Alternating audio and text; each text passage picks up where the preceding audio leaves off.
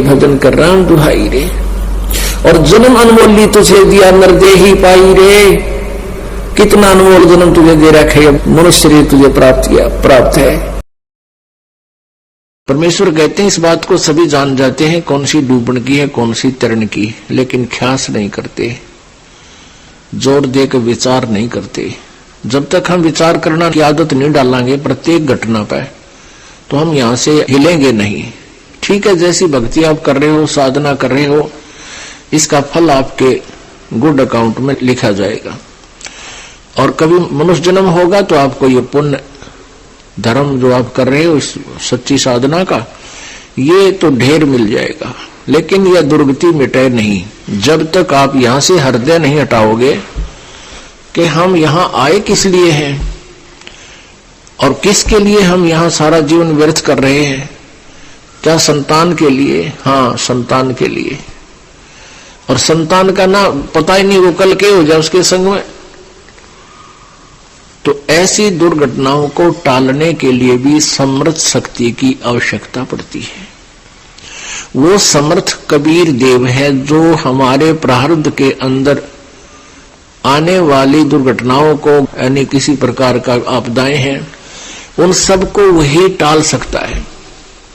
अन्यथा कोई भी प्रभु जिनको आप इष्ट मानकर पूजा करते थे, श्री ब्रह्मा जी, श्री विष्णु, श्री शिव जी और ब्रह्म पर ब्रह्म दुर्गा जी, ये हमारे प्रारब्ध में अंतर नहीं कर सकते, कोई चेंज नहीं कर सकते, परिवर्तन नहीं कर सकते। आपके भाग्य में मृत्यु है तो मृत्यु होगी ही होगी, लेकिन एक परमात्मा है,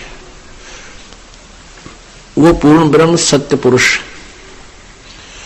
वो यदि आप परमात्मा की शरण में सच्चे दिल से लग रहे हो और आपके परिवार में भी अगर कोई आपत्ति आनी है, उसको भी आपकी प्रार्थना से वो टाल देगा प्रभु। पुण्यात्मा, इस अध्यात्म ज्ञान का बहुत गहरा और विस्तार है, बहुत इसमें गूढ़ रहस्य है और विस्तार के साथ इसको समझना पड़ता है।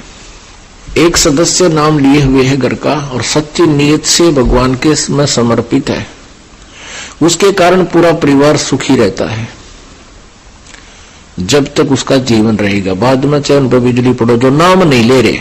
और फिर उसमें क्या है कि जैसे एक परिवार का सदस्य सच्चे दिल से नाम लिए हुए है और सही श्रद्धा कर रहा है, पूरा विश्वास के साथ, आधीनी के साथ, समर्यादाओं में रहता हुआ कर रहा है इस परमेश्वर की सच साधना, तो उसको अन्य परिवार को भी क्रेडिट मिलता है, वो देता है, क्योंकि उसकी आस्था बच्चों में है और वो यही प्रार्थना करता रहता है कि परमात्मा मेरे बच्चों की सुरक्षा करना, मेरे बच्चों की रक्षा करना, इन पर कोई आपत्ति ना हो, इनको संतान देना। तो वो क्या होता है कि वो क्रेडिट तो उनको मिल जाएगा आपकी प्रार्थना से, लेकिन आपकी भक्ति माइनस होती चली जाएगी और आप मोक्ष से वंचित रह जाओगे। आप जी को चाहिए कि उन बच्चों को भी मार्ग पर लगाओ, उनको भी मार्ग पर लगाओ। जैसे किसी के जो है ना कार में या पंचर हो गया, हवा निकलेगी और दूसरे के टायर, ट्रक के टायर से उसमें डाल देंगे तो ट्रक भी खड़ा रहेगा। फिर जो टायर से यानी ट्यूब से हवा निकाल कर छोटे व्हीकल के पहिए में डाल दी व्हील में, इतनी राहत आप अपने परिवार को दे रहे हो और आप फिर खाली हो जाओगे। आपको चाहिए कि अपने बच्चों को भी उसी रास्ते पर लगा दो और उनको भी पंप दे दो, भाई अपना रास्ता बता दो कि ऐसे ऐसे यहां से हवा डलवाओ। यानी परमात्मा के नाम का हैंड पंप लेकर के अपने टायरों में हवा डालो। कहने का भाव यह कि हमने इस अध्यात्म मार्ग को सुनना है, क्योंकि ऐसे बहुत से प्रमाण हैं। जैसे एक टटीरी थी, टटीरी एक पक्षी था, उसने पिछले जन्मांतर की भक्ति की हुई थी, उसके संचित कर्मों में डिपॉजिट थी और फिर उसके ऊपर आपत्ति आई कि उसने टटीरी पक्षी के रूप में वो जन्म था, उसके बच्चे अंडे उसने उत्पन्न कर दिए कुरुक्षेत्र के मैदान में और वहां पर 18 करोड़ सेना इकट्ठी होगी युद्ध के लिए। तब उसने परमात्मा से प्रार्थना की थी, मेरे अंडों की, मेरे बच्चों की रक्षा करना प्रभु। आत्मा से रोई थी वो। उसी समय परमेश्वर ने ऐसी लीला की कि इंद्र के हाथी का एक घंटा जो गले में बांध रखा होता है 88,000 मन का, वहां से टूट के और उन अंडों के ऊपर आकर गिर गया। 18 करोड़ सेना के आपस में लड़ मरी, अग्निबाण छूटे, लेकिन अंडे सुरक्षित रह गए। तो पुण्यात्मा इस प्रकार वो पुण्यात्मा जो थी पिछले जन्म जन्मांतर की पुण्यात्मा थी, और बीच बीच में हम बहुत सी गलतियां कर देते हैं जिसके दुष्परिणाम भी भोगने पड़ते हैं। वो टटीरी की योनि में दुख पा रही थी। परमेश्वर कबीर जी की शरण में की हुई साधना आपके कई जन्मों तक काम आती है। तो ऐसे उसने अपने संचित कर्मों को भी बर्बाद कर दिया और उन अंडों की रक्षा के लिए वो बच्चे हुए, फिर वो भी मर गए। 5-4 साल के अंदर उनकी मृत्यु, टटीरी भी मर गई। तो इस प्रकार इस काल के जाल को हमने समझना है। आप जी यहाँ आए किस लिए हो? यदि इन बच्चों की सुरक्षा और इन्हीं के लिए अपना जीवन व्यर्थ कर रहे हो तो आप जी ने भक्ति नहीं समझी। भाव ये नहीं है कहने का दास का कि बच्चों में अस्थाई ना रहे या इनकी केयर टेक ना करें, नहीं, ये हमारा एक कर्तव्य है। परमात्मा के बच्चे मान के, ये हमारे बच्चे नहीं हैं, ये परमेश्वर की आत्माएं हैं, उस धनी के बच्चे हैं और हमारे को सेवा दे रखी है। हम नौकर हैं उस परम पिता के। तो एज ए सर्वेंट हमने काम करना है, अधिकार नहीं जमाना। हम अधिकार अधिक जमाते हैं, कर्तव्य का पालन कम करते हैं और हम इनको अपना मानकर दुखी रहते हैं, क्योंकि हमारी सेवा लगाई है तो इनके दुख में दुखी होना हमारा स्वाभाविक स्वभाव बना हुआ है। कि जैसे कोई नौकर है और उस मालिक का बच्चा किसी कारण से दुखी है तो वो भी दुख होता है उसको साथ में, नौकर को। तो ऐसे ही हम अपने बच्चों को अपना ना मान करके परमात्मा का मान के, उससे डर के उनका जो कर्तव्य कर्म है वो पूरा करें। और परमात्मा की भक्ति में नागा नहीं होना चाहिए, उसमें कमी नहीं आनी चाहिए। इस प्रकार हम अपने इस दैनिक कार्य को करते हुए, मनुष्य जीवन के कर्तव्य कर्म को करते हुए भी हम मोक्ष प्राप्त कर लेंगे। तो कहने का भाव यह है कि बच्चों को भी परमात्मा के चरणों में लगाना चाहिए, और वो नहीं मानते हैं तो अपने जीवन के साथ खिलवाड़ करना बुद्धिमता नहीं है। उनको उनके भाग्य पर छोड़ दे, तो ऐसे हम यहां से निकल सकेंगे।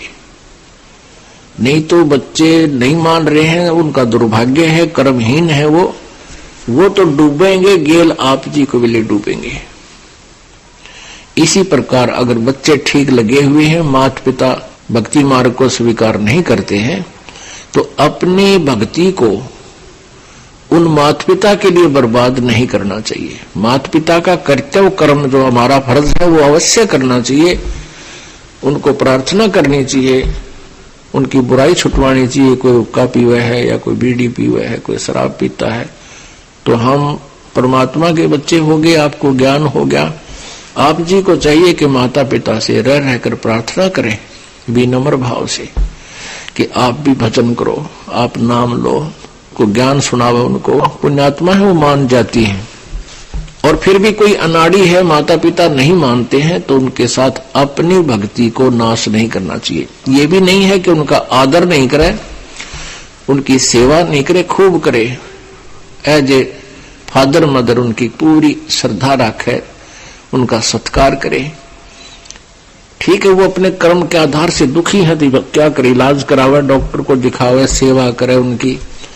पैर दुख है तो पैर दबावे, सिर दुख है सिर की मालिश करे, पूरी सेवा करे, लेकिन अपनी भक्ति बर्बाद नहीं करे। यदि आपने मोक्ष चाहिए, कहते मात पिता मिल जावेंगे, मात पिता मिल जावेंगे 1,84 मोह, ये सतगुरु सेवा और बंदगी भाई फेर मिलन की ना। आज हम माता पिता हमारे, ठीक है, हम अपनी भक्ति आशीर्वाद उनको प्रार्थना करें भगवान से, हे परमात्मा इनको ऐसे कर दो, वैसे कर दो, स्वस्थ कर दो। ये हम पहले तो कहा करते थे, कि भगवान इनको स्वस्थ कर दो, और आप जी की भक्ति से वो स्वस्थ अवश्य हो जाएंगे, लेकिन आपकी कमाई का बहुत अंश, बहुत ज्यादा भाग समाप्त हो जाएगा। फिर हमारे अंदर ये आता है, क्योंकि हम बालक हैं, इसीलिए काल के जाल से नहीं निकल पाते। फिर कई कहते हैं भी माता पिता के लिए क्या हम इतना नहीं कर सकते, जिन्होंने हमारे लिए इतना किया, पाले पोसे, क्या हम उनके लिए दुआ नहीं कर सकते?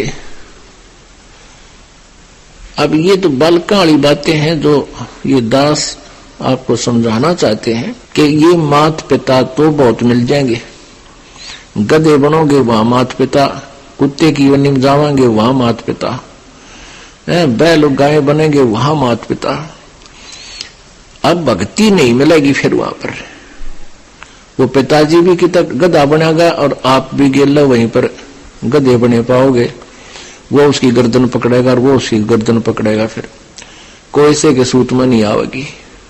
अब इस ज्ञान को बालकों के उस पुराने आधार से नहीं तोड़ना है, परमात्मा के ज्ञान के अनुसार फूक फूक के कदम रखना है। यदि आप जिन यहाँ से चलना है और यही रहना है तो फिर आप कुछ भी करते रहो। आपको और अन्य साधना जहां आप और कर रहे थे वो तो एक अन्य की नहीं थी, यहाँ आपको भक्ति का ढेर हो रहा, आपकी सुमन का, आपकी कमाई का, आपका दान का, क्योंकि ये शास्त्र अनुकूल साधनाएं। लेकिन इन मर्यादाओं का पालन नहीं करोगे तो आप इतना कुछ कमा कर भी यही रह जाओगे, पार नहीं होगे। कई बोली आत्माएं कहती हैं हम क्या अपने माता पिता के श्राद्ध भी नहीं निकाल सकते, उन्होंने हमारे लिए इतना कुछ किया। उनके लिए आप इतना कर सकते हो, अपनी दुआ ना समाप्त करके। आपके माता पिता बीमार हैं, अस्वस्थ हैं, उनको दुआ ना करके केवल उनके लिए कोई ऐसा धार्मिक अनुष्ठान उनके निमित्त आप करा सकते हो, यहाँ अखंड पाठ करवा सकते हो, उससे भी उनको बहुत राहत मिल सकती है।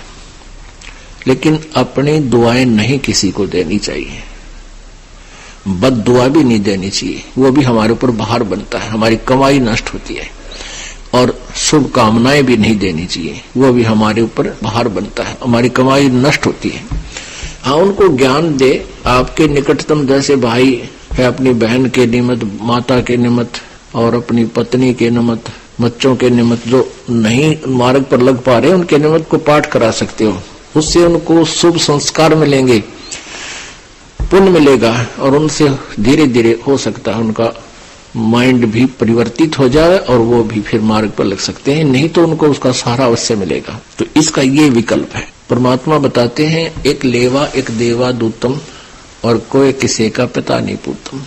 ये ऋण संबंध जुड़ा एक ठाठा, अंत समय सब 12 बाटा। जैसे एक बच्चा, एक लड़का इतना लायक है, पिताजी तो दारू पीवे और ताश खेलता सारा दिन, बोल रहा तो लड़न न हो जा, और बेटा उसकी सेवा करता है, कमाता है, पिताजी शराब पीता है, तो वो पिताजी उस पुत्र से पिछले जन्म में लिया हुआ किया हुआ जो कुछ उसका अपना प्राप्त कर रहा है।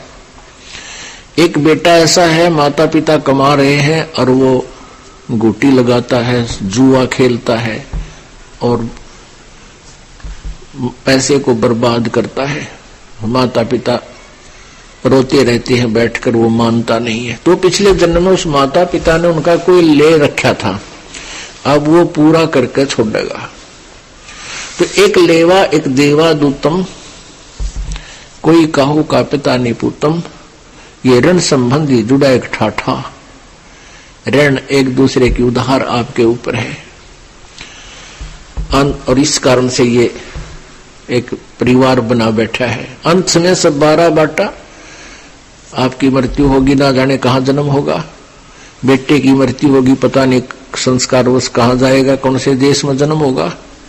अंत समय सब 12 बाट, बाट माने रास्ते, अलग अलग रास्तों पर जाओगे, फिर ना जाने कभी मिलोगे ना मिलोगे किसी जन्म में। इन सब बातों को विचार करके पुण्यात्माओं अपने मोक्ष कराने के इस उद्देश्य को, लक्ष्य को प्राप्त करना है।